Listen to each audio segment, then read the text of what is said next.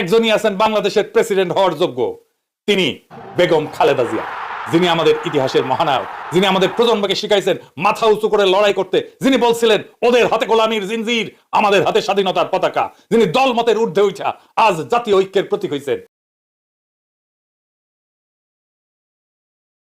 আপনাদের মার্কা ছিল না, তখন দেশ নায়ক জনাব তারেক রহমান এই দাড়ি টুপিকে সম্মান করে নিজের দলের পরিচয় আপনাদেরকে দিয়েছে, নিজের দলের মার্কা আপনাদের হাতে তুলে দিয়েছে।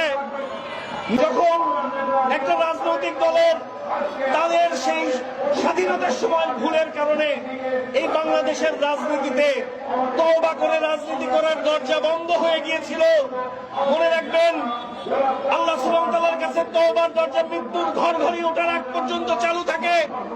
এই বাংলাদেশের রাজনীতিতে তওবার দরজা যাদের বন্ধ হয়ে গিয়েছিল, একদলীয় বাকশালের কবর দিয়ে বহুদলীয় গণতন্ত্রের প্রবক্তা শহীদ রাষ্ট্রপতি জিয়াউর রহমান এই বাংলার মাটিকে সকল দল ও মতকে রাজনীতি করার সুযোগ দানের লক্ষ্যে সেই তওবার দরজা উন্মোচন করে দিয়ে রাজনীতির সুযোগ করে দিয়েছিল।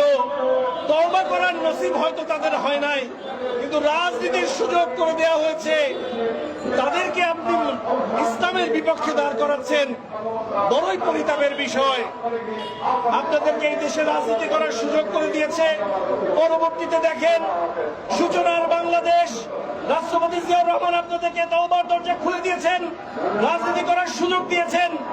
এতদিনের বাংলাদেশ আপসহীন মজলুম জননেত্রী দেশনেত্রী বেগম খালেদা জিয়া এই দাড়ি টুপিকে সম্মান করে জাতীয় পতাকা আপনাদের হাতে তুলে দিয়েছেন, এই ইসলামের ধারক বাহকদেরকে সম্মান করে জাতীয় পতাকা আপনাদের হাতে তুলে দিয়ে মন্ত্রিত্বে বসিয়েছেন।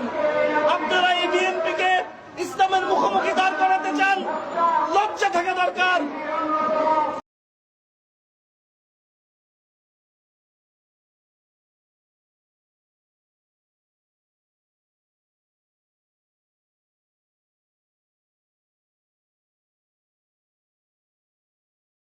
আগামী ২৮ জুলাই দেশের মাটিতে পা রাখবেন বিএনপির ভারপ্রাপ্ত চেয়ারম্যান। ওই দিনটিকে ঘিরেই তারেক রহমানকে বাংলাদেশে স্বাগত জানানোর প্রস্তুতি নিচ্ছে বিএনপি এবং জিয়া পরিবার।